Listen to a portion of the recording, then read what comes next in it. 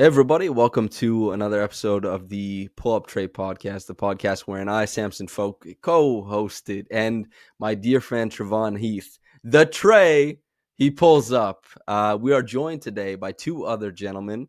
We have Curly from the Live by the Three podcast, of course, helping cover there was a void somewhat, after I left the Raptors reaction space. If you want to go listen to Live by the Three podcast. And Mac, who is always supplemented, might even be short, sometimes provided completely some of the draft takes that I've had on this YouTube channel, on this podcast channel for some time. We used to do a whole just muck of pods together when everybody was going at it. And, we spent some time in Vegas together. Mac was there with us during Summer League. Curly is the patron saint of basketball. We know all of the introductions that I've given over the years.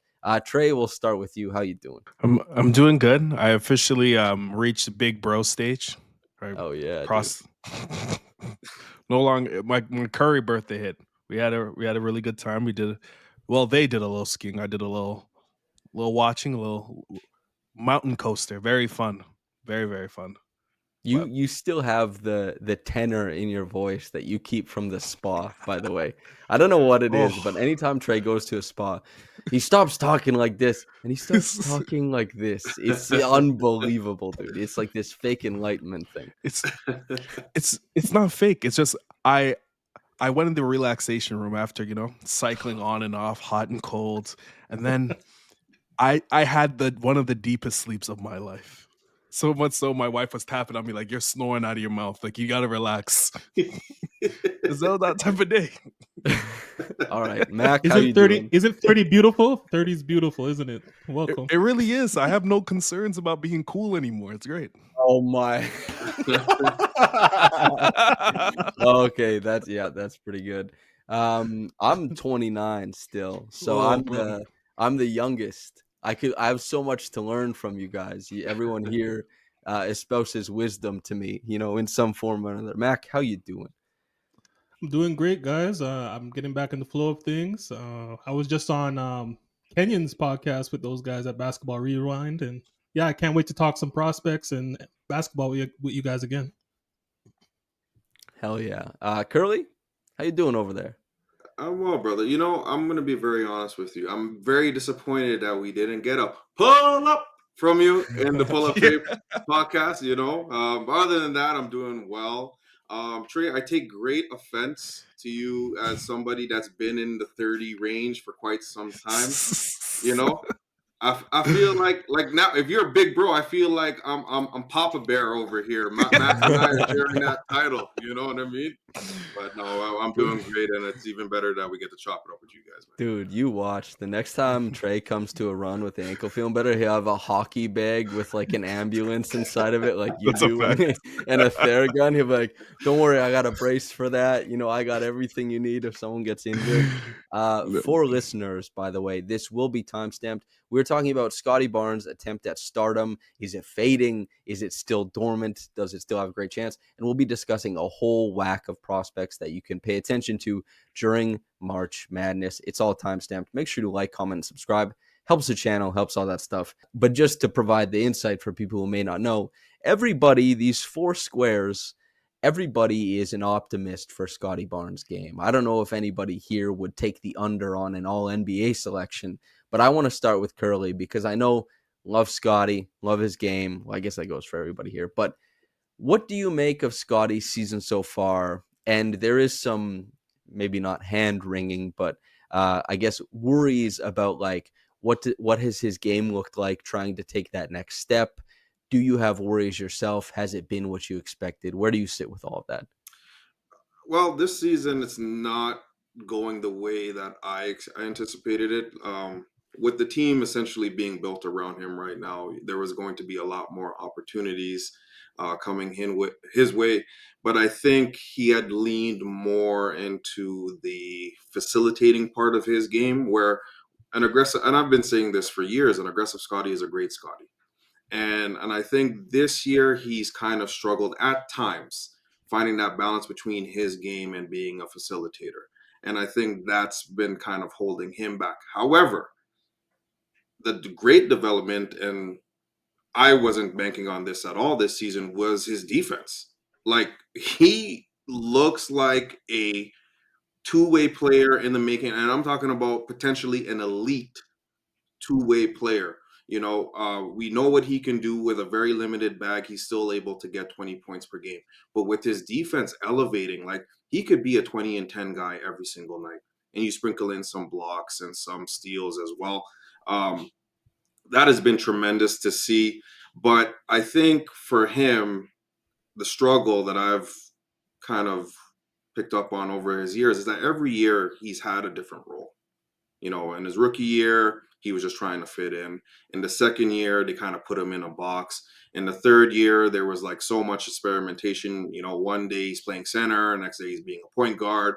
And I think now you're kind of seeing him settle into a role where he could pretty much do whatever he wants, but it's about getting that aggression, especially on the offensive end. We know what you can do defensively. We know what you can do as a playmaker. Now let's see you be aggressive offensively. Like, there's nobody on this team that should be taking more shots than Scottie. I don't care what anybody thinks. Not you guys, but I'm just saying. I definitely do care what you guys think, but he should definitely be around the 20 to 25 range. And I think if he's able to get that, no, seriously, I think that's available. Wait, 20 to 25 points or shots? No, shot. Sorry, my apologies. Yeah, that's a lot of shots. That's huge usage. Yeah. But he's that guy. So I think we need to lean into that more. And by we, I mean the Raptors. I think the Raptors need to lean into that more. If he's going to be that guy, then let him be that guy. Now, that obviously takes a little bit of change with Brandon Ingram comes here. And I think that's when we're really going to see Scottie take that next step, especially offensively, and the aggression that I'm alluding to. He was able to take strides when Pascal was here, and that's been the missing link. So by having somebody like BI here, I think he's going to be able to take it up a notch, especially on the offensive end. Okay, I want to open the floor to this because I disagree just on a couple things with you, Curly. But if anybody else, the term aggression has surrounded Scottie like for all of his career, and there's the Matt Bonner aspect of it, right? And Trey and I have talked about Scottie's limitations as a creator. I hope respectfully so this year. But is this a question of aggression or skill set? And if you're representing the aggression aspect, Curly, great. We have that corner of the discussion. But Mac, Trey, are you guys coming from the point of view like Scottie's taking how many shots a game this year? 16 and a half. Do you want to see 20 to 25? Is aggression the thing you're looking for? Or are you looking more so like skill set takes him this far, role should look X or Y? Like where do we come across on that? And anybody feel free to take it away. For me, I think it's more so a skill issue because the Raptors offense is built in a way where he could take 25 shots if he wanted. He's allowed to be the pick and roll ball handler. He's also, now that they've been healthy, he's also in positions where they throw the ball to him and he can make decisions from there. I think what has stopped him from his shot total increasing higher is one, like he hasn't shot the ball really well. So those spot up opportunities just aren't there and aren't good shots currently. And he has a hard time getting to the rim because of those high hips, because his handle is somewhat limited. He's having to take more mid-range shots. And when he was having that really good hot streak, teams are able to also take that away by setting weak side up. And that forces you to give the ball up. So I think the best role for him is him taking those 15 to 16 shots a game next season, but being next to a table setter that can get him into easier positions, clean up off the glass, be a play finisher, and then use his mid-range as sort of a counter to a lot of the things that he's doing. I think what the season has shown is that he may not be the table setter for the offense, but he can still be like overall the most impactful player and best player on the floor. All right, Mac, I got to hear, brother. What are the thoughts? I mean, at the end of the day, with Scottie Barnes, if you have your gripes, he's averaging 19, 8, and 6. That's really good in the NBA. Mm-hmm. I don't care who it is. If you take away his name and all the jokes that people have about him, that's a really good player.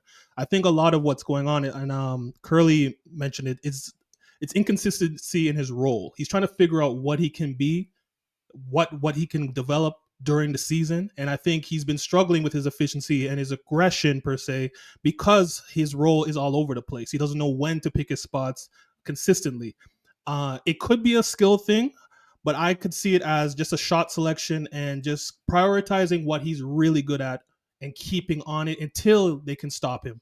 Right? I think sometimes he settles when he should be pushing the foot on the gas consistently, because I mean, whoever's guarding him, you see him body them all over, whether it's a center, whether it's a point guard, like he has the advantage. And I think sometimes he doesn't take it.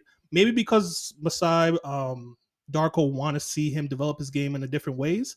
And that could be just a roster construction thing. Maybe because he feels like he needs to. So what Trey said with Brandon coming in, I think we're going to see Scottie round out his game a little bit better. He may not be that superstar ISO player that everybody's hoping for, but he will be extremely, extremely valuable to this team because of all the other things he can bring on the floor, especially defensively. It's a cakewalk for him to be a high impact player for years and years and years. I wrote this piece before the year turned over. It was late December about why we don't have to worry about Scottie Barnes. And it is a lot what you talked about, Curly, and what you talked about, Mac. It's like this change in role, change in shot diet. Everything is toggling up and down and asking him to do a lot of the things that weren't naturally part of his game. Like you look at his shot diet now, it's far different than what it used to be. So the truth is that, like, as you mentioned, Mac, like 19, 8, and 6 is impressive, and 2.5 stocks in there too. But the true shooting is not very strong. Like he's not been efficient, and that speaks to role. That speaks to the type of shots he's taking. And like if you look at last year, he had 20, basically 8 and 6.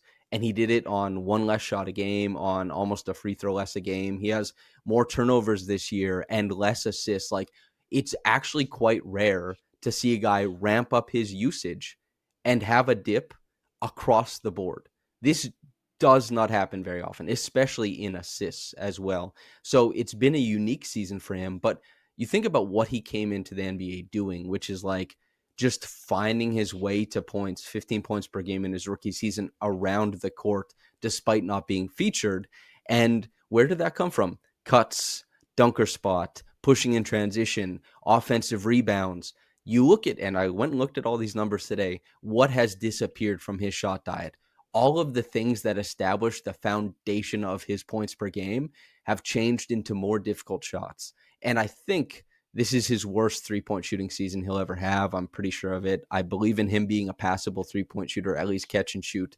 But he's done better as a mid-range shooter than people would have expected. It's just all the easier things have been taken out of his game. I think I disagree slightly with he always has an advantage. He can always get to play. Like I don't think I agree with that. But the crux of this thing is like, as Curly brought up, as Max said, as Trey said, not only are we looking at a team that will put him in stronger positions, but he put himself through his defense in a stronger position to provide major impact. And so, as Max said, is their superstar, is it going to look how you think it's going to look or how people want it to look? Because people love for players to look a certain way. It won't look the way you wanted it to be. And that's fine. The impact will still be there. I've never been shaken, and I doubt anyone here has, that all NBA is still on the table so easily for Scottie. He's a tremendous player. It's just not everybody is that offensive hub, and that wasn't even my expectation coming into the season that he could. So I think it was probably like it's the thing that happens with media and fans is like you prop someone up to be this thing, you project progression a certain way, it doesn't look the way you want, so you get like, oh damn it, he sucks. He's still good as hell. It just might be a little bit different than people think. Do we have any, I guess, aggression versus skill set? Are there any like softer points that Curly you want to make? Yeah, I do agree. His bag is very limited, but the fact that he's able to still get close to 20 points with a limited bag, you wonder if he's able to implement that killer mentality when he needs to, like taking those shots when it's available to him, finding those advantages and being aggressive to look for what that's going to look like and potentially boost up his scoring. But it's not about the points per game. It's about his overall development. And I think as a Raptors fan and as a Scottie fan, we should be excited that he's able to add this other level, especially defensively. I think that's a tremendous development, and regardless of how this season ends up, the fact that Scottie is potentially looking like a premier two-way player is encouraging stuff. That's so bang on, dude. Is Scottie will be toggling his offense over the next couple of years, presumably. Who knows what it looks like when he's 28, 29.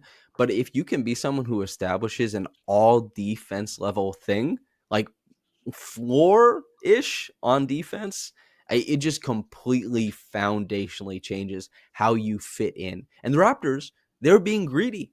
They were being greedy because they wanted Scottie to be all defense, and they wanted him to take that step as an offensive lead creator so that it simplified everything from the team build. They wanted him to be like a top 10 player right there.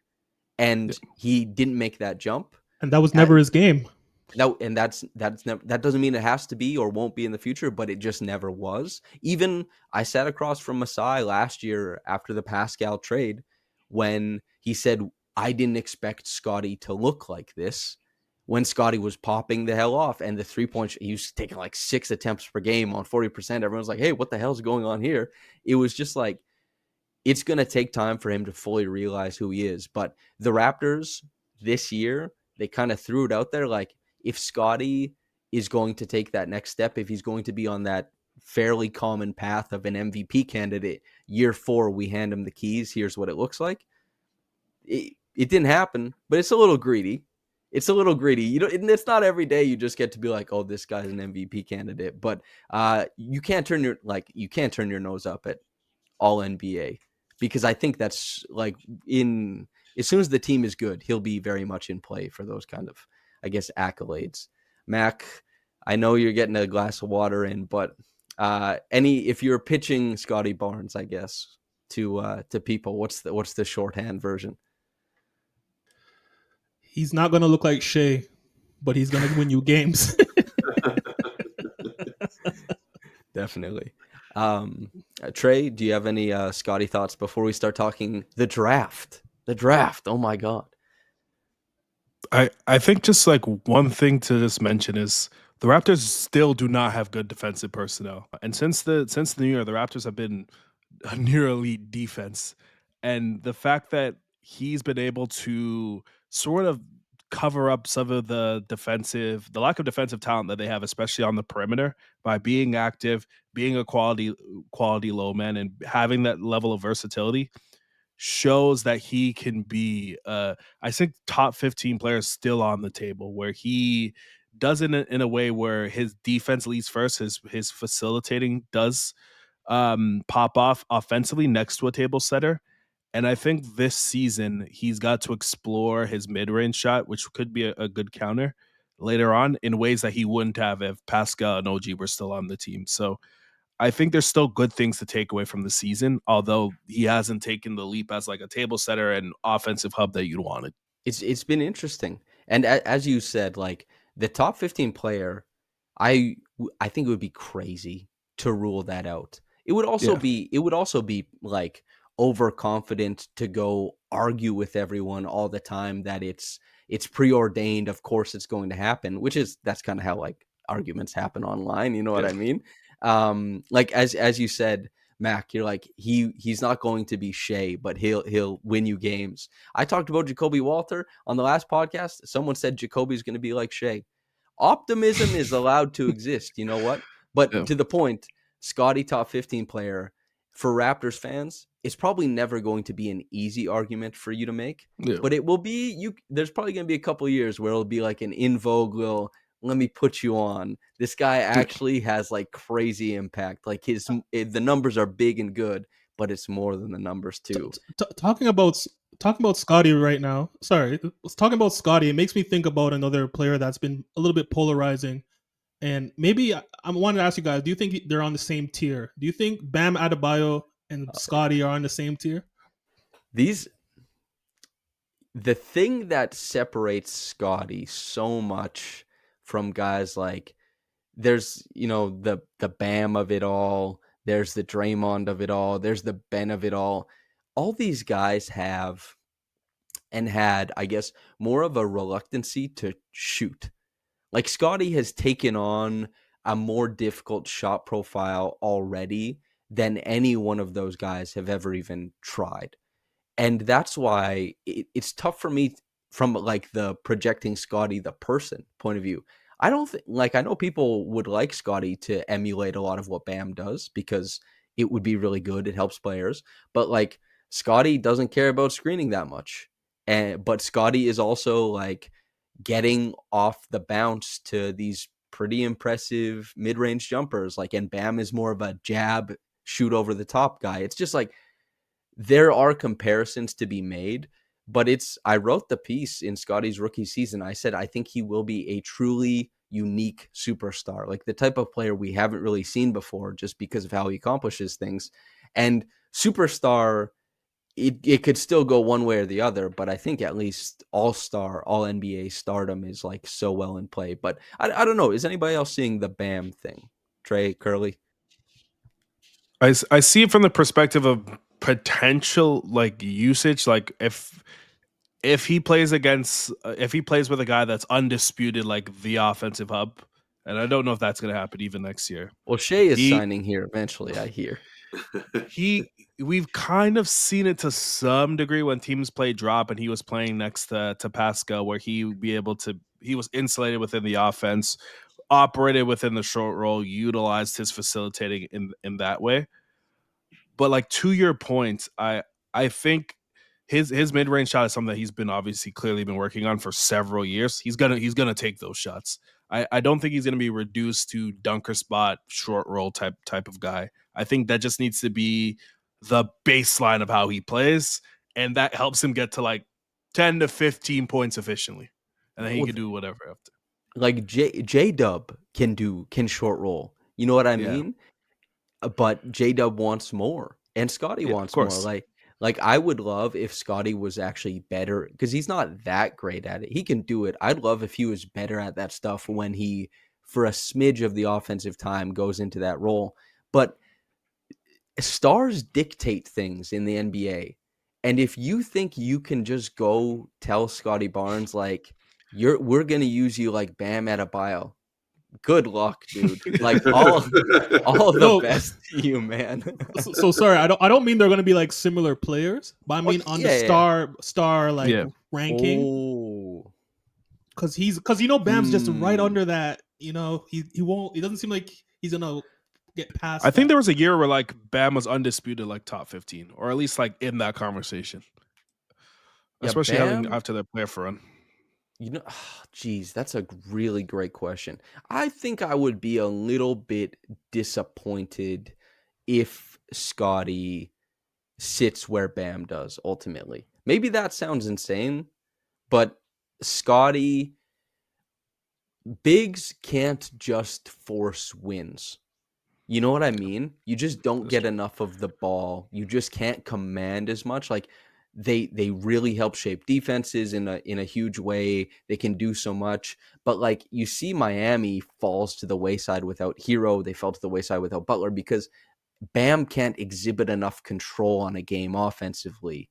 And I think that will be the differentiator. Not saying that, Scottie is guaranteed that lead option, but even as a secondary guy, even as a guy who grab and goes, pushes in transition, even as a guy who's like an in-between, connective tissue player, all the roles he can assume, I just think he'll have a bigger impact because he'll have his fingerprints on the offense, even though I know Miami is built out of a lot of like the screening and handoff actions with Bam. He's still handing off to someone else. I think that's what will end up separating them, is that offensive control and utility. But it's a good question.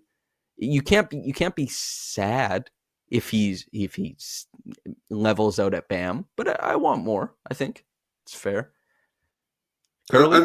I think it's realistic to get more from Scottie. I think Bam's role has been defined already. I think I would be surprised if Bam takes it up a notch offensively. I kind of, because Thiero that's their hub, right? And I agree with you, Samson, that Bam is not going to win you games by himself. Where I think Scottie has shown the ability that he can carry a team and he can win us some games. But you can't discredit the progress that Bam has made. I just feel that right now, where Scottie is, you don't know where or what he's going to be. So I'm a little bit more enthused about what Scottie's becoming and less about what Bam is. You know what I mean? Yeah, Yeah, that's of interesting. course. Yeah, well, Yeah, that's but you're supposed. Wait, go ahead. Go ahead. no, I'm sorry. Like with Bam again, he's a 3-time All-Star, 8 years in the league, 5 times he's finished top 5 defensive player of the year. That's why it screams Scottie floor to me. That's what I was trying to get at. That's a nice floor. You know Yeah. what I mean? Like that's a real comfortable floor. Impact wise, not play style. I want people to Yeah. get crazy, but just impact wise. Yeah. Well, it's my fault because I took when you said like the comparison to Bam is that I see people compare Scottie to Bam all the time and to Draymond. And people do like those comparison points. But if it's impact, I mean, yeah, it's easy to see it happen.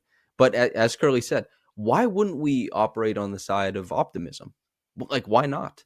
And you can even see it. Like last year, we have Darko saying that Scottie Barnes is the face of the league going forward. You know what I mean? And we have everybody coming into the season being like, Scottie very well could start getting MVP votes. He's going to do like this, and that. And now by the end of the season, where he's averaging, like ever since he called out Matt Bonner, he's averaging like 17 points per game on 37% shooting. Nobody would have predicted this stretch. And people already, they dial it back, they recalibrate expectations. But it's a lot more fun as a fan base for sure to set the moon out there and shoot for it than it is to be like, nah, man, let's keep it reasonable. He's Bam Adebayo. Like that's not super fun. I don't think. Trey, any final thoughts before we try and shoot for the moon on some prospects? I would just say like similar to year 2 when we were telling people like be patient and development isn't linear. If like the pattern is the same, we should be seeing a leap next year. Was this like the Bo Bichette thing too, right? Like it's like Bo had and the Vlad thing. It's like one good year, one bad year, one good. Not bad year. I hope not, dude. I would like all good years. I'm gonna be a little greedy here. That's all right. We're gonna start with the guards. Hey, everybody listening, it's time to talk about players to look at in March Madness. I know there's games going on right now, so if a guy is out of it by the time we're talking about it, just go watch the highlights then, please. But we're trying to direct you towards some prospects. Myself and Trey on this podcast have already covered Cooper Flagg, Ace Bailey, VJ Edgecombe, and Dylan Harper. Very extensive coverage of those guys. If you want those, Cody and Brendan just covered Cooper, Malach, and Nipple. I don't know how to say Knipple. it. Anyway, Knipple. Well, there you go.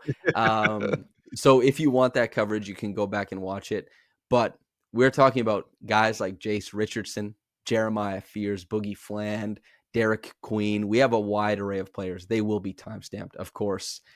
Mac, it's the return, brother. I want to start with you, man. I want to start with you. Who are you trying to direct Raptors fans towards to watch and get excited about for the March Madness of it all? Ooh, I mean, one prospect that's been rising up the boards and really caught my eye is Jase Richardson from Michigan State. Late riser on the boards. Only started 11 games this year. Mm-hmm. And funny enough, the game before his start, he went 0 for 6 from the field. Didn't make any impact on the court. And then the next game, Jeremy Fears Jr., actually Jeremiah Fears, his brother, was sick. And then Jase started 29 points, 9 of 13 from the field, 8 of 9 from the line, 3 of 6 from 3-point line. He does a lot of what I want our guards off the bench to do.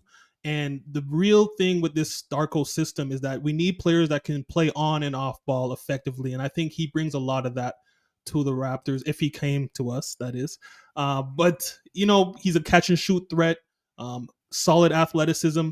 A lot has been said about his size at the position. I see a lot of analysts saying that he's too small. I don't know when the last time I saw 6'3" as small for a guard. I don't know. Maybe I'm missing something. It's But shifting. You know what I yeah, mean? right. Like Yeah. 6'3" used to be on the bigger size, but now it's kind of like if you're under 6'4", they will call you undersized. They That's really will. crazy, eh? I've been seeing Yeah. it for like 3 or 4 years now. Like De'Aaron Fox is not really a big guard anymore, but when he first arrived in the league, it was like he's got size. Now, not so much. A quick thing. So for anybody listening, Jase Richardson, he's 6'3", listed, 185, a freshman guard out of Michigan, of course. 12 points per game, 3.2 rebounds, 1.9 assists, 51, 41, 84 shooting splits. That's good for 64% true shooting. You go up and down the stats that people keep behind the paywalls, the play type stuff. He is 90th percentile as a out of spot ups. He is 96th percentile as a pick and roll ball handler. Super efficient. He's spending 10% of his time coming off of screens, where he's 85th percentile. 45% catch and shoot threes, 39% against guarded threes, 51% unguarded. The pull-up three is 32%, which is perfectly passable, but you want to get better. He's 53% on pull-up twos. He shoots 71% on layups. Everything about Jase Richardson, everything about him, at least on the offensive side, is just like to the max. The efficiency is to the max. The decision-making is really strong. He's really shifty. He hits shots at an insane level. Like the volume hasn't really been where you'd want to see for a top-tier prospect. It's why he's a late riser, like you said. But can anybody talk me away from listing? Like he probably, outside of the guys who have insane volume, has one of the most impressive stat lines anybody will come across in their search for prospects. Like it's just a lot of stuff. He shoots 50% on drives. Like what the hell? He's good at everything. Although I do agree with the athleticism comment. Like it clearly does not pop.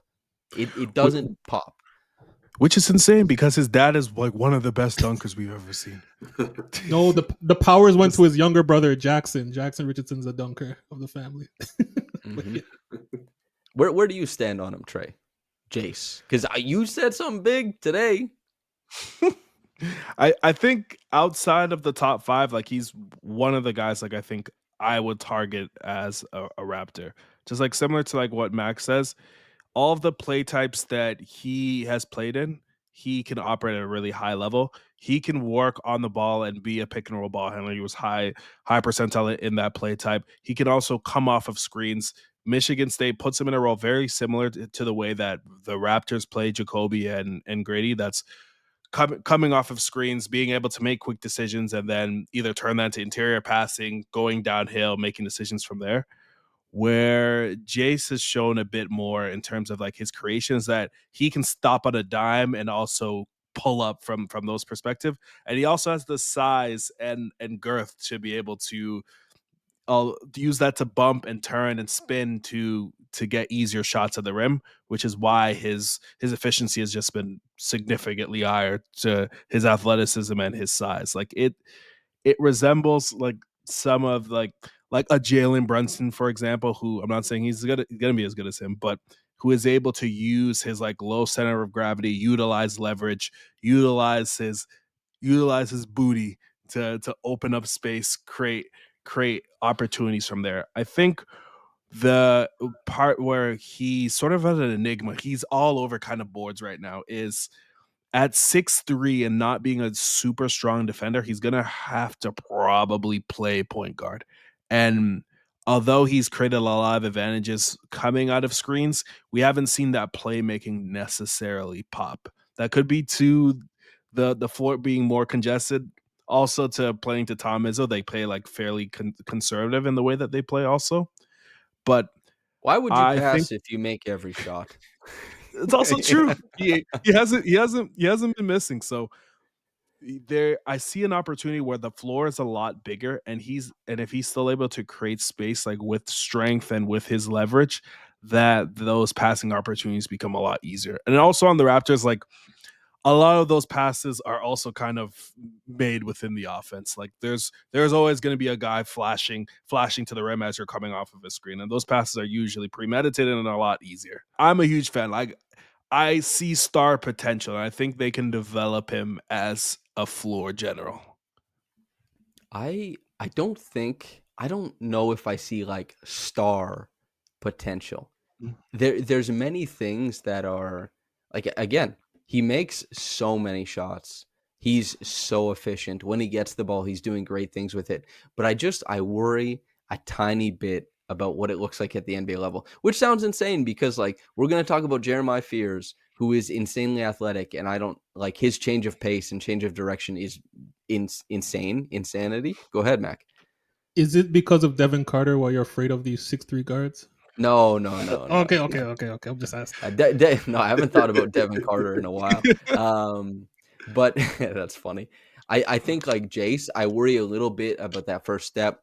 I worry about like what turning the corner and some of these, like he's made a lot of difficult shots with that left hand using the body that Trey talked about. He uses it really well. I just wonder what it looks like at the NBA level.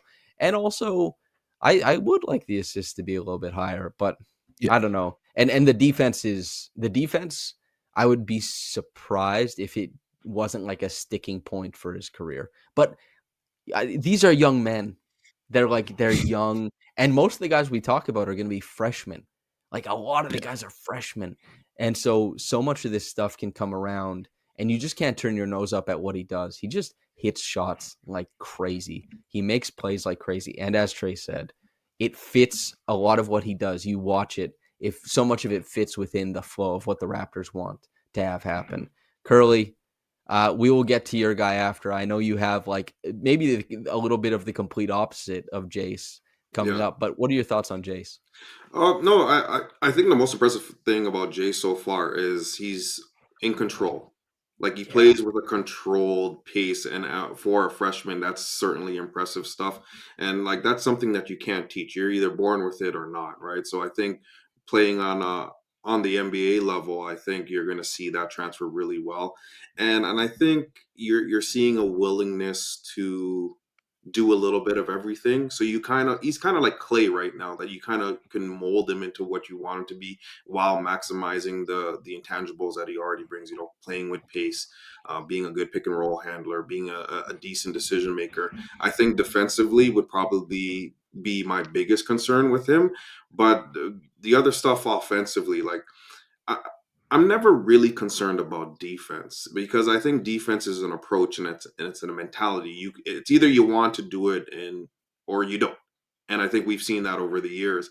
And I think we don't have to really be concerned if the Raptors do end up selecting Jason. That he's going to be one of those guys that's team first, buy in, and then kind of flourish from there. Mac, you introduced them. We'll let you close it out. Jase, any final thoughts? I think you guys hit every point, and my main point was him fitting in this system perfectly. I think, the true shooting is amazing. 64, anything over 60%, you're looking at something there. For right? college? Yeah, it's insane. A freshman college guard. And maybe this is why I have some of that little bit of because like Reed Shepherd also blew everyone out of the water, and everyone was like, "This is historic, this is incredible," and it's been maybe not so easy, but it like guards just don't do this. Guards do not shoot 71% at the rim. They don't. It doesn't happen, and very rarely do they shoot 71% at the rim and 41% from downtown. And our 96th percentile points per possession. Like he's one of the best pick and roll players in the country per points. But like we just have to see that I guess that percentile or how often he doesn't go up. If there's anything to worry about is that it's been a small sample size. The starting has only been for 11 games, like I mentioned at the beginning. So let's see how he does at the combine. Let's see how he does throughout the rest of this year. Any way you put it, I think he's gonna stay in that top 10, top 15 range for sure. It would be pretty surprising to see him fall out of it. The question is like how much volume do people bet on? Do you get to see more? And those workouts, maybe there'll be some athletic tests that he does that, gives a top 6 team like that little indicator of like, oh yeah, we've seen certain guys test this and it helps us believe in this little thing. Yeah. But like the stats are nuts. We will go to a guy who has a lot of volume, one of the highest volume pick and roll guards in the nation, the major hub for Arkansas. He is very different from Jase because Jase is like this hyper efficient, not so high volume scoring guard.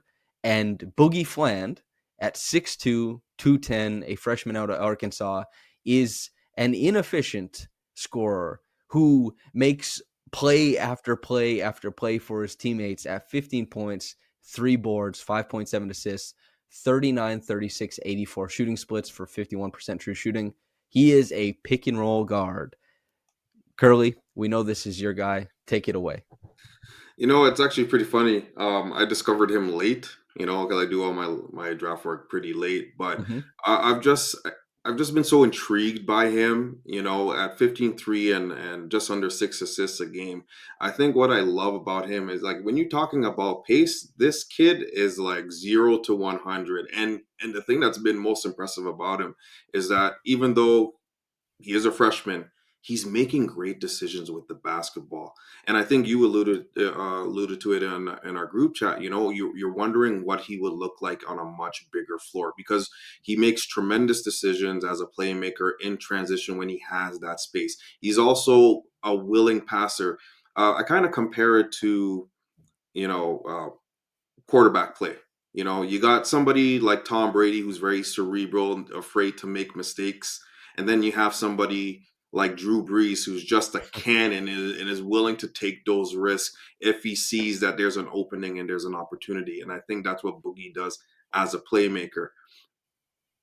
Take that energy as a playmaker and that willingness to create for others. You take that energy, you put that on the defensive end. His size is going to dictate the type of player he is defensively, but he does a great job applying pressure, which is something that the Raptors want to do consistently. He plays the passing lanes really, really well. That leads to a ton of tremendous transition opportunities. And I think even though he gambles at time defensively, he is on his horse, doubling back to make up the ground that he potentially gave up.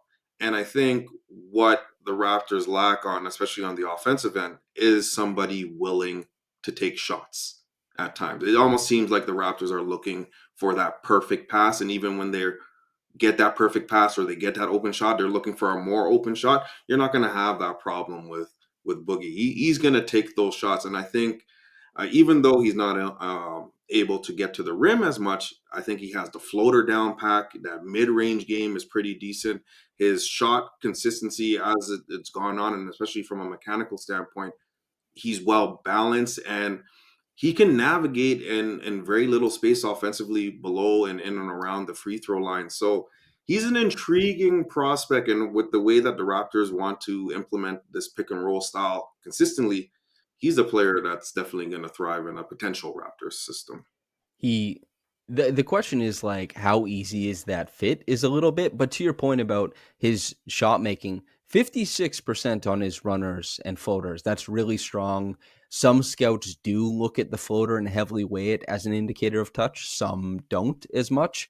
He is 50% on his catch and shoot threes, 36% guarded, 58% unguarded. He's shooting 39% on his pull-up twos. Trey, you're not as high on Boogie as you are on like Jeremiah and Jase. Where are you sitting on Boogie Fland? I think he's a guard that you would look probably outside of the lottery. I think like there's just some concerns with like the overall frame. Like he's a very wiry player. And that's a big reasoning for why he's been one of the worst finishers at the rim.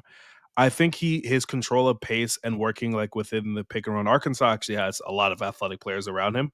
He's able to organize the game and organize their offense in a way where he can get to the middle of the floor, be manipulative with his passing. But when he does actually get there, he doesn't invite contact in a way that you'd probably want your lead guard to. You need your guard to be a high level finisher to warrant the defense to step up on every single drive that you have.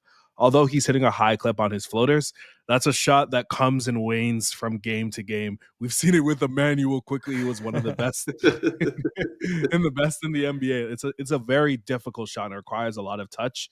And for me with Boogie, you're betting on either him filling out or for his floater to stick at that same level and also at more volume to really hit the level of stardom that you want from him and to have his passing pop off. That at that point you're looking at like Trae Young, who doesn't need to get to the rim to warrant the defense to react and step up and create an advantage. So, like a lob won't be there if he doesn't hit that same level of trajectory. So that's the kind of the concern I have.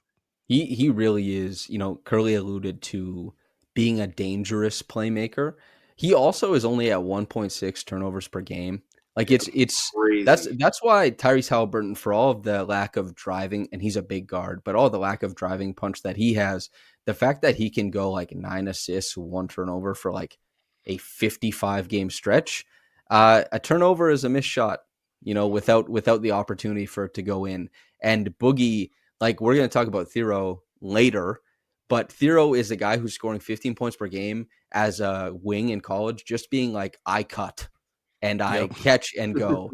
And there's a guy who's setting the table for that. And, Boogie, he's doing a big job there. But also, we're alluding to the numbers here. Just a quick thing, 36% at the rim, one of the worst in the whole nation. You wonder on a bigger floor, maybe there's more opportunity, but also there's bigger players, better rim protectors, and he's shooting 33% on drives. Those are scary, scary numbers. But Boogie, he's a creative. He's very interesting. Mac, what do you make of him? Yeah, you mentioned it, Samson. He is a table setter. He's a good point guard from that aspect. Not a scorer. I don't trust him as a scorer because that efficiency, that shooting at the rim, doesn't excite me. It's scary, dude. It's scary numbers. It's scary, but he hasn't played a game since January, so he's returning to the tournament now. So we'll see what he looks like. I think this is going to be extremely important. Obviously, it's important for every prospect, but as far as him being one of the more polarizing guards in this first round, it's going to be really important to see him show out and push the pace for his team and get his value back up there. Because coming into the draft, he was considered a lottery pick. He was considered mid first round, and now it looks like the thumb injury kind of put him in the background. So I'm interested to see him develop throughout this tournament. All right, we're at the big name prospect for a lot of people.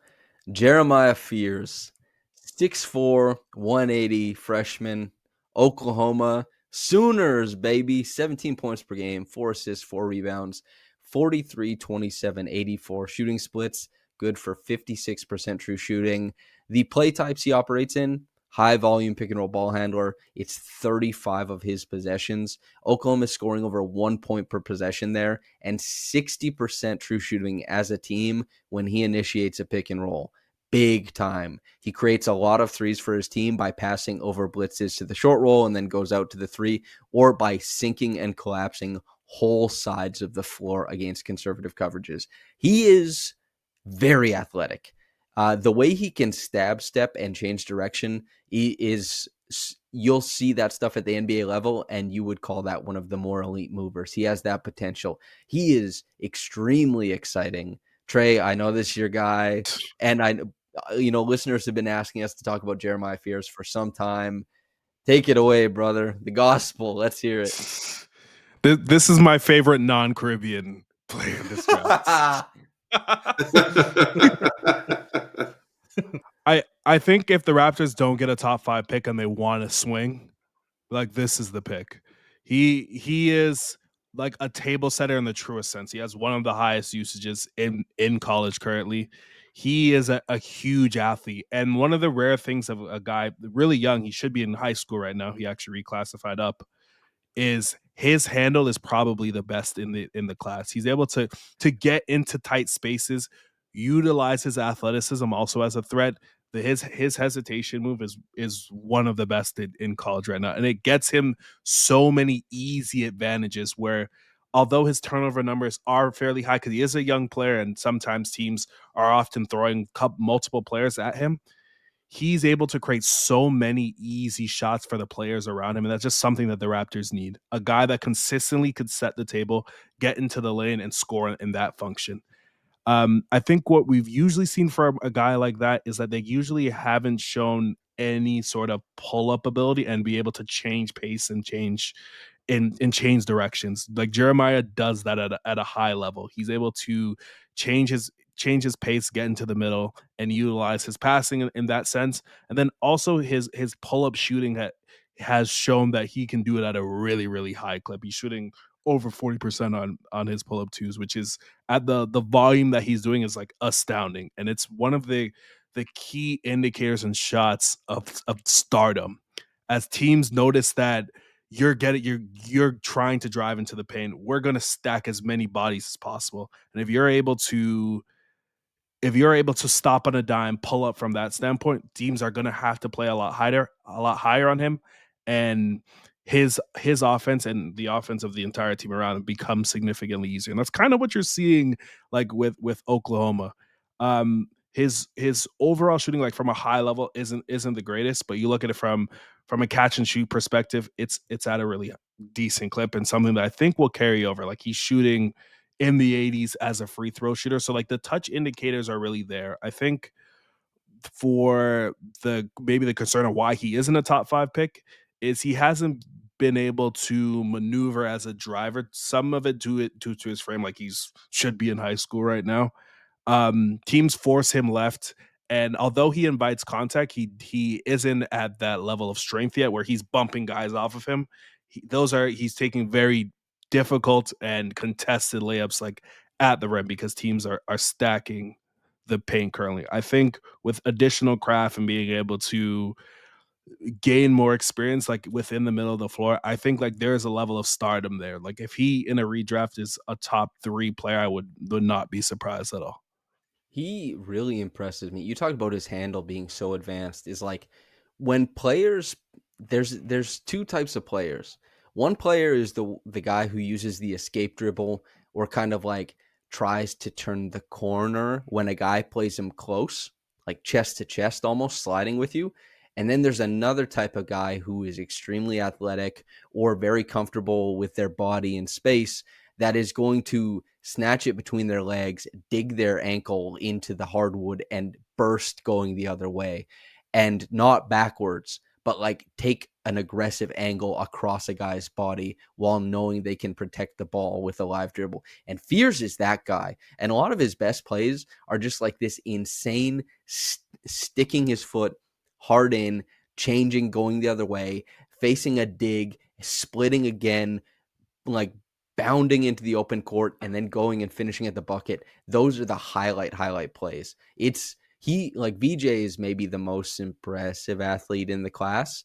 Dylan is also very impressive when it comes to splitting, but Dylan can't stab and move sideways that Jeremiah can't. And VJ can't handle the way that Jeremiah can. And Jeremiah just operates in this like very unique explosiveness thing. However, he's a bit of a thrower and a stabber from the jump shot. That might be troublesome. There is also like sometimes his eyes are bigger than his stomach as far as like what he's trying to take on. But again, these are kids. But you watch the tape, like man, the two guys, the highlight scouts. If you're watching like VJ Edgecombe and Jeremiah Fears, you're like, these are two of the best players I've ever seen in my life. I can't wait to see more. Mac, thoughts on Jeremiah? Yeah, you guys hit on all the great points about him.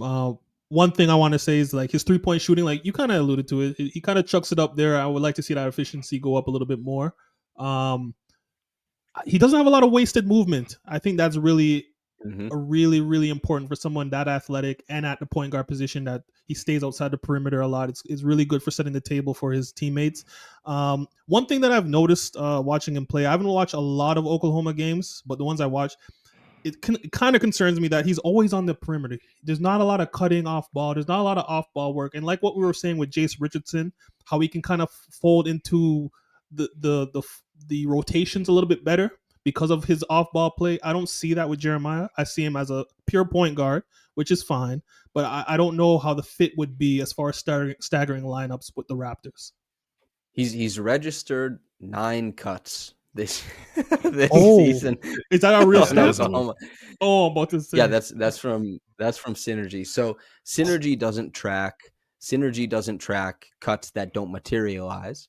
But if you watch, like you say you haven't watched that much of Oklahoma, but you watch like a 5-game package. There's not a lot of cutting. He's been good finishing on the cuts when he does, but yeah, it's not a big part of his game whatsoever. We're going to talk about a couple guys who cut a lot later on, but yeah, Fears. Oh, by the way, those numbers. So his catch and shoot 3 is 36%, 34% guarded, 38% unguarded, sorry, and he's shooting 18% on the pull-up 3. But as Trey alluded to, that 44% on his pull-up 2s, it's nice. And sometimes it is different. Like that jumper motion can be a lot different in efficiency in that 2-point area versus the 3-point area. But it doesn't look like a home run that he'll be, getting after it at the NBA level as far as like the pull-up. Curly, you love your point guards, man. What are your thoughts on Jeremiah? I went with Boogie for conversation's sake because Yeah. Trey took my guy, right? So, but no, I'm a huge fan of Fears. Honestly, I think the upside with him is encouraging. I think right now, if I'm going to lay down a concern, it would have to be his decision making. As a lead guard, you got to make good decisions, and you see at times it's a struggle for him. The shot selection. Listen, I'm a shooter. No shot's a bad shot. But if you want your point guard to be efficient, shot selection is going to have to be um, it's going to have to be up there near priority. But overall, he's an exciting guard with 3-level scoring potential. He plays at a very high pace and under control most of the times. I'm just a fan, man. I I don't think his impact is going to be right away, regardless of where he gets drafted. I don't see it being impactful right away. But you're excited about his upside. You're excited about what he could potentially bring up off the bench and being that energy guy. Um, it's going to be a slow roll for him, but you are encouraged with everything that you guys said for sure. So some of the finishing numbers, he shoots 42% on his drives. As Trey alluded to, teams do play him left a lot. And the big thing here is that he sees very dramatic defensive coverages a lot of the time. And when he's playing some of the more conservative ones, his pace is really quite impressive. Some of the passing decisions are maybe not so great, but his control with the ball and comfortability in the middle of the floor, you wonder if it's that good in college, where it's very tough to be comfortable in the middle of the floor as a freshman guard in college. Usually those are like the 4-year guys. Big shout out Aaron Kraft. You know what I mean? But there's a lot of craft there. He's shooting 50% on his floaters and runners. He's shooting 54% at the rim. None of these are home runs, but part of looking at young men playing basketball at 18, 19 years old is there is an art of projection here, and he has a lot of the hallmarks that people love to project on. Anybody else have any fears, thoughts before we move on to the big man, the guy that Trey says is Boogie Cousins reborn? Any final Jeremiah Fears thoughts? I think one of Fears or Jase are going to end up on the Miami Heat. All right. Jase probably could be. They would probably be very excited for that. He and Tyler would be really nice going forward, I think. Yeah. Okay.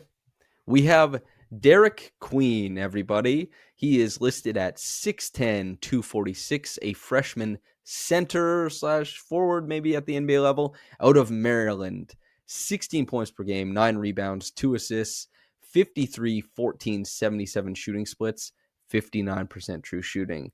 He has a lot of variety in his play types. Boogie Cousins wasn't just a roll man. He wasn't just a listen, it's a joke. I don't have to keep making the Boogie Cousins reference. The thing here is he spends 19% of his time as a roll man. Those are plays he's running. It's about average efficiency there. 14% of his play type is post-ups, 13% is off of cuts, and that can be a 45 cut, or it can be like dunker spot cutting, corner crashes. He also has 12% coming out of spot ups, 11% coming out of ISO. He's doing a lot. He's doing a lot for a big man at the college level. Usually you don't see that much variance. We'll get into some of the deeper numbers later on, but anybody want to take us off the bat? Maybe Trey will go with you. Derik Queen, what's the pitch here? I think just like to start, like he was the biggest surprise of anyone that I've watched. Just from because usually as you're watching guys, you hear a comp, you hear just like outside noise and how things are, and like the general comp I've seen is like Alfred Sengun, and it couldn't be like further different from the way that they play. So people to be say he'll honest. be like Alperen Sengun. Yeah, like We cannot draft this guy. Oh no! Oh, you have a vendetta against Sengun. No, He was setting him up. He was setting him not up a the whole vendetta. time. Not Fair a vendetta. Not a vendetta. Anyway, go ahead, Trey. That's so funny. I think with Queen, he could, of the range that the Raptors are currently in, he's the guy that you could draft and have the most impact like next year initially. He's a guy that one is in the post, like his footwork and ability to score out of there is the best in the class currently. He can score from both shoulders. He has the touch from range around the rim as well. And I think the reason why he differs from Sengun is that he has enough explosiveness plus strength, like actual play strength, where he is throwing guys off of him So true. when he's when he's getting to the rim. It's similar in the sense where DeMarcus Cousins, and I'm not saying he's as good as DeMarcus Cousins. With the Kings, he initiated so many plays because he was able to throw guys off of him as he was getting to the rim, and that created passing opportunities for everyone around him. Although Queen's pure assist numbers aren't significantly that high, the impact that he had around the floor and the shooters that Maryland plays around are significantly impacted because teams had to wall him off from getting to the rim. His handle is way above average for a college big and a big in the NBA, to be honest. And I think why he would be a really good fit for the Raptors is, one, his processing speed is very quick. He's able to get the ball in the short roll, make quick decisions, hand it up to a cutter from the corner, also work in the short roll and use his floater as well. And I think overall, like him working with Scottie, having 2+ passers at your big spots, like long term, works in the similar sense of where they had Pascal, where they had two guys that worked in and out using high-low reads, also would cut off of each other and would make both of their lives significantly easier. Like on the defensive side, there is like some like trepidations. Like we haven't really seen him drop and be like a rim protector. Maryland plays and switches everything. I think the switching ability has been like fairly decent, and he creates turnovers in that sense because he is a good anchor and really good hands on the floor. But the way that I think the Raptors would like to play, and the way that they play with Jakob, is they've wanted to lean into the length and ability of their rim protection of both of their bigs. So that would be the question. But I think Queen, if Fears wasn't there, I would draft Queen. Okay, so to your point about the defense, this, like when I was looking through, I haven't seen as much Queen as I would have liked to, but when I was looking through the stats, he basically has no possessions guarding rollmen, and he has a lot of possessions guarding isolation. For a big man, does that tell you that you're playing a lot of switch? He is in the top half defensively of points per possession, so he's doing better than half of the NCAA in guarding spot ups, pick and roll ball handlers, pick and roll rollmen, isolations, and post ups. He's not getting scored on a ton. And that doesn't that can have a lot to do with, how much help is coming at the dig, how much help move his feet. Yeah, he can move his feet. Can. He's fast feet. He's pretty athletic. He has a lot of range in what it's not just in, when I said like there's a lot of variety in his play types on offense, that also exists defensively. Mac, you clearly have a decent beat on him. What are your thoughts on Queen? Well, I like him for the Raptors. I don't know if he's 6'10", like he said that he's listed as. But as far as if you like the Raptors system of what they're doing right now with Walter, Grady, and you don't want to mess that up. You want to take a wing. This is the perfect fit as far as getting a backup big with skill who can play in the short role and rebound, has great hands, and continue the flow of what we're trying to develop here as far as a culture with the Raptors. I think a lot of what Derik Queen and Sengun I think that little comparison there is just because of the footwork. I think they both have good feet. But as far as their play styles, I don't see it. Like Trey said, he's a little bit more physical. He likes to use his body more, and he doesn't shy away from contact. He has a high usage rate as well, and to be that efficient and with that, I think it's like 26% usage to do those two things at that college position. And he's a freshman. I mean, he's 20. He's an older freshman. But still, either way you put it, he's still being productive in his first year in college and with the high usage. I think you could bet on him as a top 10 pick. I wouldn't be mad if the Raptors took him. It's just that I think he's a little bit undersized than what they've been listing him as. Okay. Before we go over to Curly, just some notes. He's shot 38% on his hook shots this year, 61% on layups. He has more than a dunk a game. He's 39 on his 43 dunks this year. He's 10 of 13 on tip-ins. There's that physicality. He pushes guys under the rim, gets himself into really good position to like tip stuff back in. Shooting 78% on his putbacks on offensive rebounds. Those are classified as two different things for, synergy for whatever reason. But he's a big body out there, and he knows how to move it, and he's an impressive mover. Julius Randle is not like a good comparison point, but Julius Randle always struck me as a guy who knew how to use his physicality and really could move his feet a lot better. Of course, Randle had a lot more like wing adjacent skills, especially coming into college, and was used that way. But he did, like Randle, there's some perimeter initiation, but at the core of who he is, it's like being a big physical bastard. And big physical bastards, I know they're not like all the rage anymore in the NBA, but there's room for them. Even if Derik is a little bit smaller, like perhaps there's a way. But Curly, thoughts on Derik Queen?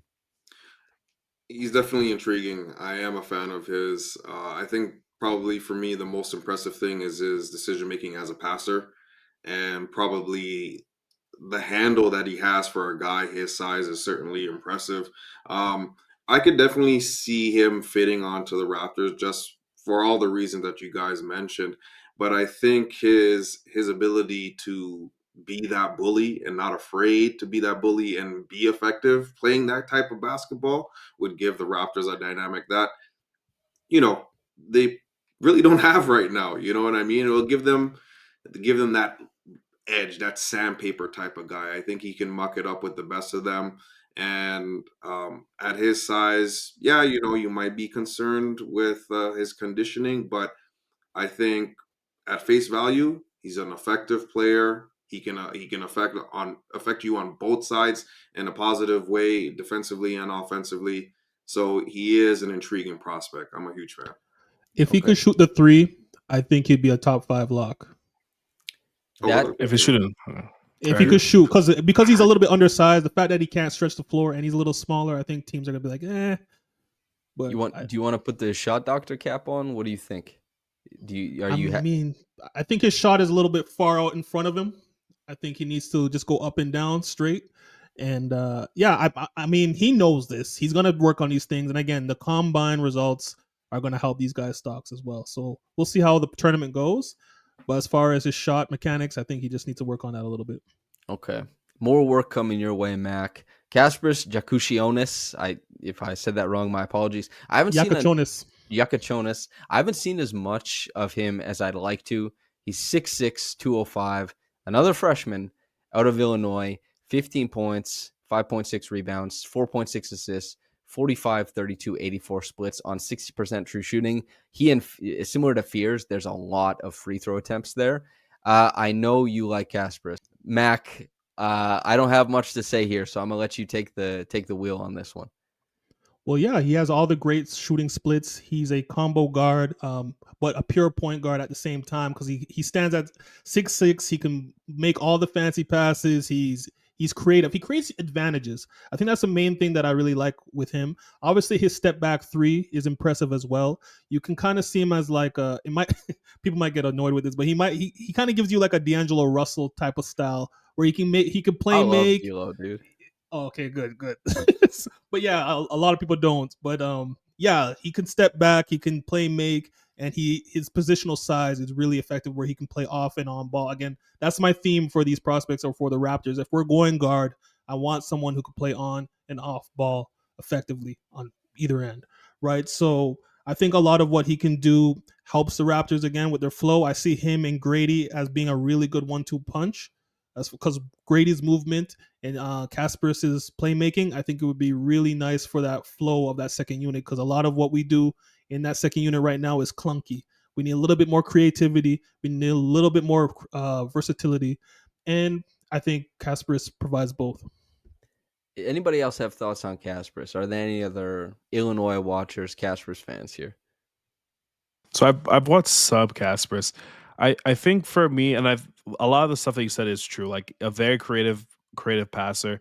He operates in like several different play types and the passing pops in all of those, whether he's coming off a screen, working off a screen off the ball, or in a pick and roll situation.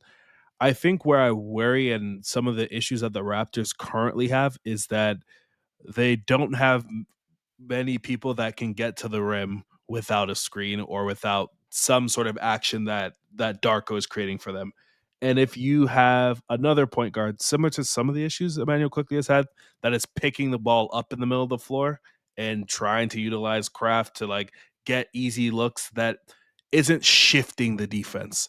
And if you want Scottie to play in much easier play types, RJ Barrett to do so, Brandon Ingram, I think they're going to need someone that actually can get all the way there and make things easier for everybody around them. I think it would make more sense if the Raptors already had that table setter.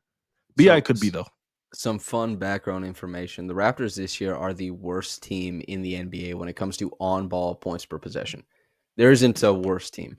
The Raptors are one of the worst pull-up shooting teams in the NBA, and they also can't create from a standstill. It's just, and also keep in mind, an on-ball possession is pick and roll ball handler. You can still get a screen. They can't do a thing with the ball in their hands. They need pop. Brandon Ingram could be a big swing factor there, but it wouldn't hurt to look at, and I haven't seen enough Kasparas to say whether or not he's that guy or isn't, whether Jeremiah is or isn't, but it doesn't hurt to look at that type of like dynamism as a very important thing to bring onto this Raptors team. But Curly, any thoughts on Kasparas? Similar to you, haven't seen much of him, but he's a floor general, and while he doesn't have the athleticism that you would want from your guard, I think he does a pretty decent job finishing with contact and finishing in the paint. Again, very intriguing, and I think a lot of these guys are, for the most part, intriguing prospects because you can see flashes of it. It's whether he's going to tap into it the way he should. But I think in Kasparas' case, from what I've seen so far, he has a great feel. He knows where his teammates are, and he makes good decisions. So, yeah, I like him as a guard. Sorry guys, Xavier won. I just checked. So Wow. we won't get Jakucionis versus Trey Johnson. Damn. There you go. Oh yeah, by the way, I know everybody wants us to talk about Trey Johnson. Josh loves Trey Johnson, so we'll be doing that deep dive with Josh on the podcast. We can move on to the guys who do everything by not touching the ball so much. Adou, Thiero, and Yaxel Lendeborg. These guys, you look at how they achieve things, it's just like being really hellacious and managing to finish at the bucket. And there are very strong numbers defensively for both these guys, both from the playmaker point of view. They're both older. Who do we want to start with? Thiero, I'll ask you, Trey, because he's your guy. He's also the guy hooking up with Boogie Fland a lot. Yeah. Where is he projected currently? It would be like late first or early second, so like could be Raptors range. Okay, so we have and also I guess like Lendeborg might be a guy who pops off. He might be a late riser or whatever, but we're talking about wings who could potentially be had with the Raptors' second round pick, which is the Portland pick from that they got in the Davion trade. Who should we start? Let's start with Yaxel because he has the craziest stats of all time. Like he's a JUCO guy. You know, we were talking about this beforehand. Mac was bringing it up, but he's a JUCO guy who he started his college career, quote unquote, as a junior. He's 6'9", 230, like a man's man out there. He's a forward. He's a senior out of the University of Alabama in Birmingham. He'll be 23 before the season starts. The numbers are insane.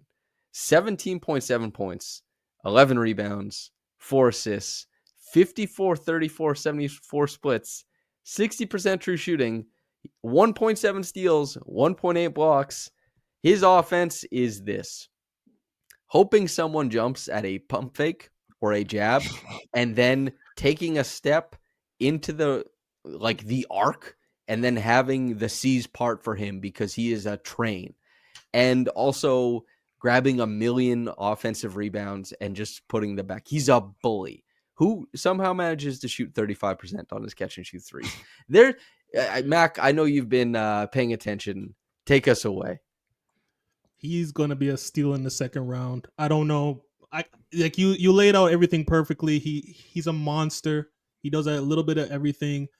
Again, he is an older prospect, like you mentioned with the JUCO route, but I think a lot of what he does is creates advantages. And again, that's a term again, but off the dribble, his handle for his size, the way he's able to break down wings or forwards, it's going to be a very, very key attribute that these teams are going to be looking at because we're going a wing heavy in the NBA right now. We're going back to bigs. So guys who can kind of create those mismatches. He kind of reminds me, I want to say it.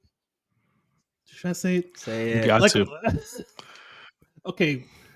A lower level Michael Beasley as far as like how he can like do what he wants, doing what he wants on the court. There was like a presence Beasley had, and that's how I feel Yaxel has on UAB right now. He just has this presence where he can do whatever he wants. It's impressive to see. That's why I'm sounding a little bit more excited about him than other prospects, because when I watch this game, I'm like, what is this guy? Like, what? How did he get under the radar? You know, but again, I looked at the background and he doesn't need the ball is the thing. Yeah. Like and the same thing with Thiero as well later, but like he's out there and he scores 18 points per game and he gives you 3.5 stocks and he's very efficient. And then you go like you watch the games and then I watch like play type stuff back on Synergy, and this guy is just running roughshod through dudes. He is so much of a physical presence at the college level that he'll be a physical presence at the NBA level. It's not like Psycho T, Tyler Hansbrough, like beating up a skinny like freshman. He's like, welcome to UNC, bitch. You know what I mean? But he will dominate. He's a physical specimen, dude. He is insanity. What was the stat line he put up the other day, Mac, that you were talking about? 30 points, 20 rebounds, 8 assists, 5 steals, and 4 blocks in one game. In 34 minutes. No, sorry, 40 minutes, but nuts against East Carolina. Crazy. What do you like? I know you talked about, I guess, like his potential role or like, but like, what do you think he fits into on this Raptors team if we go that far? That's tough to say because he does a little bit of everything. Do you think because Mobo was drafted not as a 23-year-old, but he's 23 now? Do you think, are you enough of a Yaxel head? That's what we'll call the fans now, Yaxel heads. Are you enough of a Yaxel head to think that he could usurp Mobo quickly? I believe so. I believe so because he has more of the offensive punch. He certainly does. Fair. Jesus, man. His tape blew my mind. Go ahead, Trey. Yeah, and I think the passing is like the super underrated part of what he does. I think some of the things that Mobo kind of has struggled at is like one, like the athletic punch like hasn't been as good, although the defense has been. Like the passing and quick decisions when like he gets the ball in those positions, isn't necessary there. And with Yaxel, like he's such a physical force, and when he's going downhill, he also has the threat of being able to dump the ball off like really quickly, and he makes really good decisions in those aspects.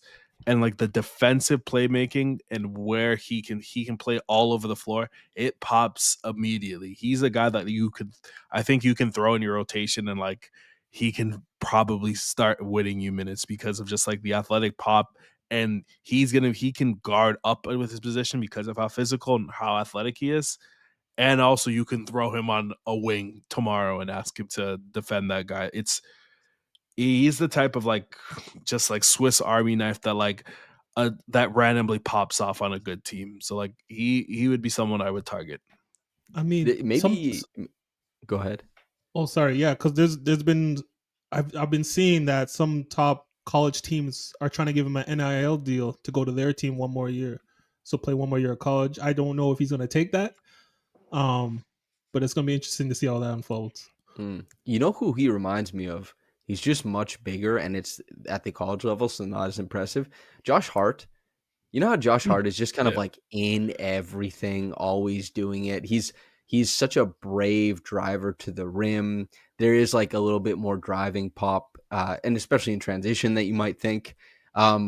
Just imagine that guy, but like 4 inches taller. You know what I mean? And like with better bounce.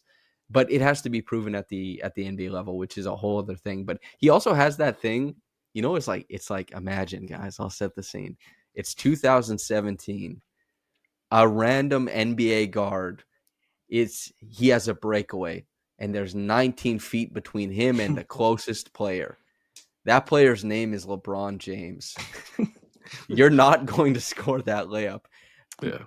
Against college guards, Yaxel operates in the same vein. It's just like you see him like lock on, and there's just no shot that it's the presence. That's what I was trying to get at with the bees. It's the presence he has. Yeah.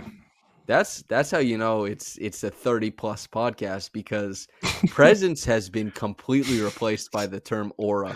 You know what I mean? Like, Curly, do you have any Yaxel thoughts? Not much until Mac dropped his name. So once I saw him drop it in the chat, I was like, all right, I'm going to have to go check him out. Just an absolute freak, man. And I think what's most intriguing about him is that he doesn't really excel at anything well. He just does a little bit of everything at a high level, which is impressive. He strikes me as a type of guy, if you put him on the Raptors, similar to what they did with Scottie in year one, where he was just doing whatever he wants on the floor and finding success, and you know they kept feeding into it. I could totally see him having that similar kind of feel in his first year. But I do think it is intriguing because when I saw him, I thought Mobo for sure.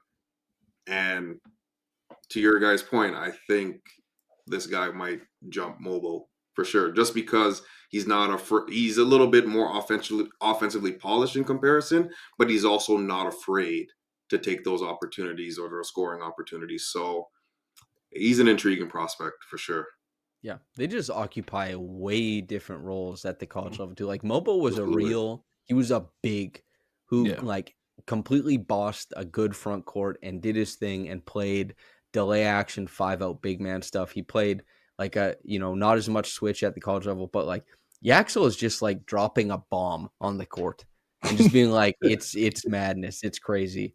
The next guy we talk about is also a little bit like that. Adou Thiero, 6'6", 200 pounds, a junior forward out of Arkansas, Boogie Fland's running mate, 15.6 points per game, 6 rebounds, 2 assists, 55, 26, 69 shooting splits, good for 61% true shooting.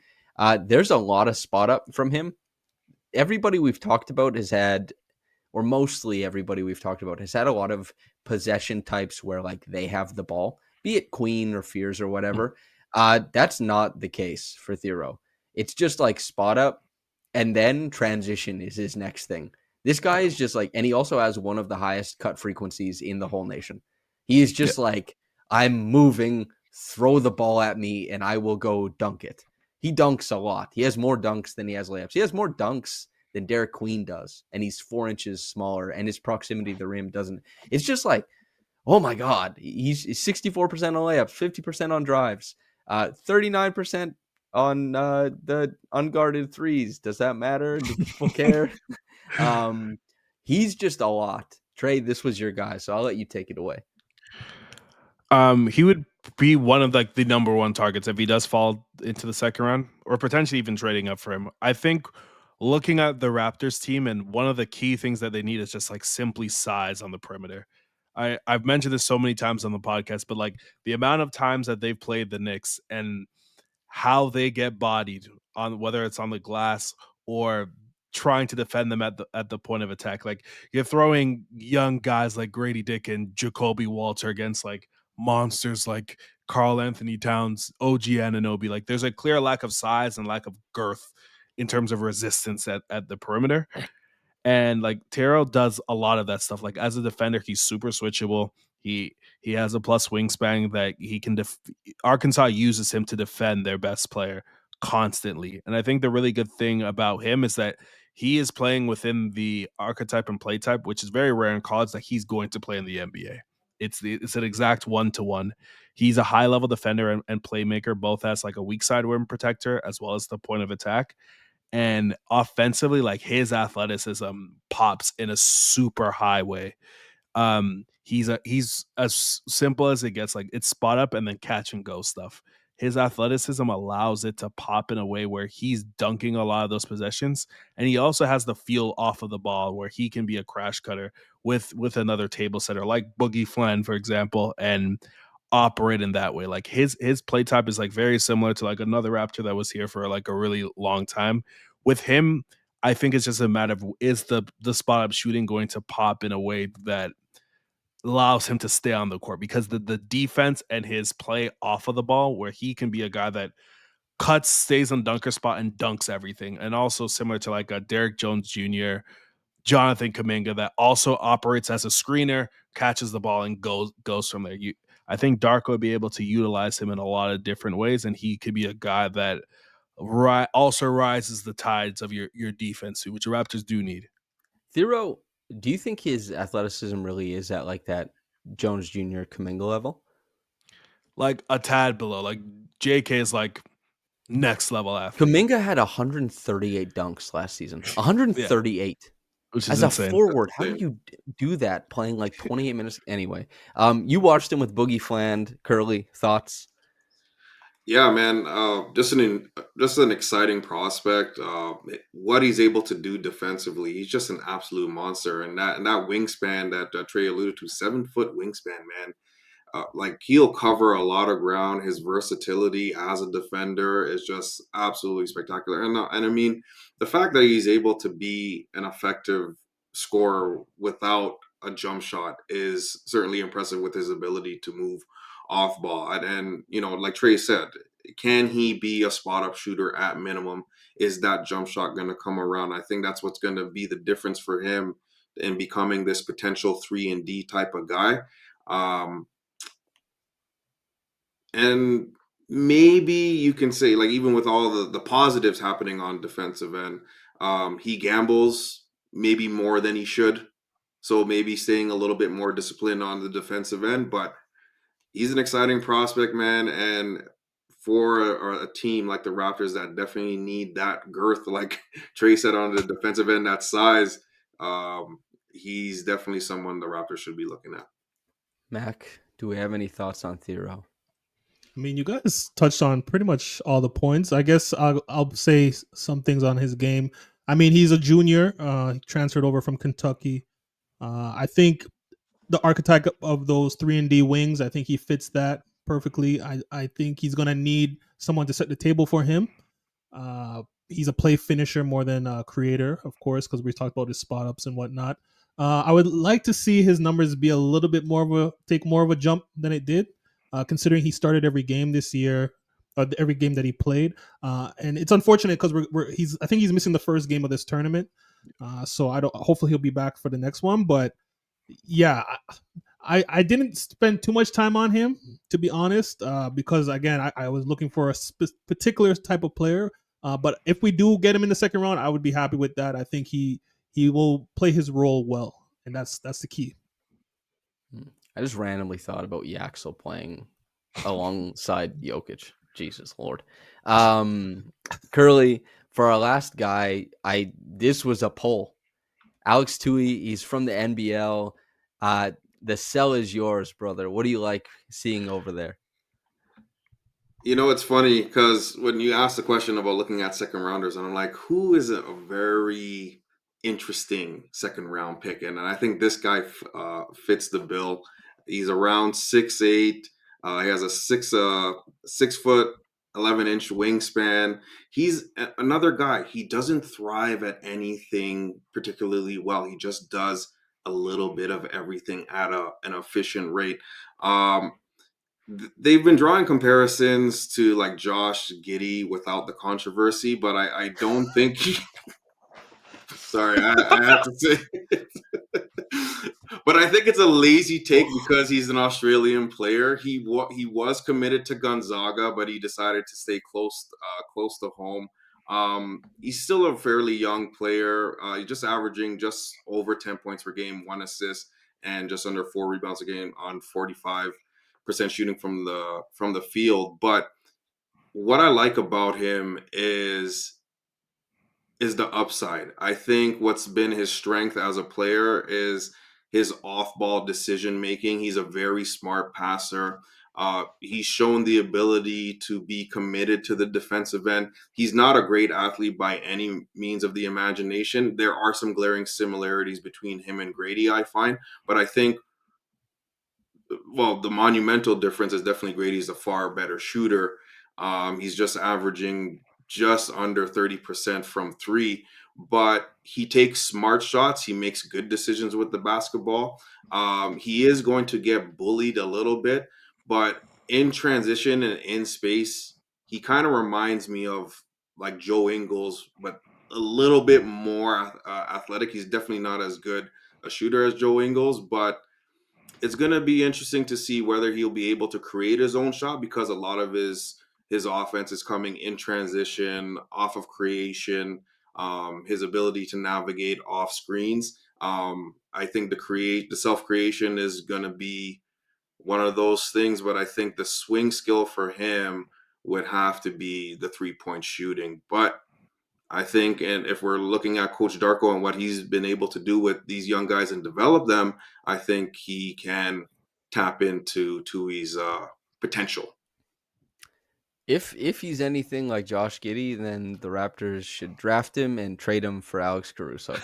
That would be a tidy little piece of business. He's a complete unknown to me. So your word is gospel right now, Curly. And he's like so out of the blue. Maybe I don't even hear about or talk about that guy like until perhaps maybe he lands on the Raptors. Anybody have any final draft thoughts before we get out of here? Looking around. Anyone? I got one guy. Henri Veesar from Arizona. Yes. Have you seen any of his game? Not much. You introduced the idea. I see. Okay, so he played for Real Madrid from 2019 to 2022. Went to Arizona. Played his freshman year, wasn't good. The next year he dislocated his elbow, couldn't play the whole year. Now he's back. But he's a 7-foot center. They call him a power forward. He's a 7-footer though. Good movement, good feet and speed for his height. Plays with toughness. Tries to dunk everything. He has a few posters on his resume. Good athleticism. He looks a lot like Jakob out there, young Jakob, the way he moves. But I think a lot of what is intriguing to me about him is when he was in his U16, he was known as a stretch big. He wasn't even known as an athlete or a dunker. So the fact that he's been able to turn his game the other way, it's really something that I can see Jakob being a good mentor. And he's from Estonia. Why not draft the first guy from Austria and then draft the first guy from Estonia into the NBA? We're here to create records. That's what we're here for. Trey, anybody, you got anything, or just want to say goodbye to the great folks out there? I got one. I think if the Raptors like first off, I think that they probably are going to lean more guard creation in terms of like whoever they pick, wherever they land. But another guy that I've watched that I do like is like Nolan Traore. Another guy that can set the table, really good decision maker when driving and can score in that aspect. I think he was a prospect that initially was getting top 5 buzz, and as he was playing against the pro league in France, just like having some trouble like with physicality, but his athleticism still is at a high enough level where he can be that table setter with more time. And what we've seen like with Euro players is that typically the game is more scrappy. The court is obviously much smaller too, so with a less physical game, wider core, I could see there's opportunity that he may pop. You want to recreate the Bill Hall magic, dude. I know you want it bad. I'm hearing he's rising in the draft board. All right. Everybody has been extremely gracious with their time. Curly, Mac, Trey. Thank you everybody for joining me late on this Wednesday night so we can get the people off their draft slop so they can, look at players and try and dig down. And for anybody listening, you're an hour and 40 minutes into this, basically. Let us know who you want us to talk about going forward. Let us know if we're wrong about a guy. Let us know if we talked about somebody you like. Like, comment, subscribe. All that stuff is great. Fellas, I appreciate you so very much. Listeners, I appreciate you. I don't know you personally, so I appreciate you less. Thanks everybody for tuning in, whether you got into this in the morning or at night. Have a blessed day and goodbye.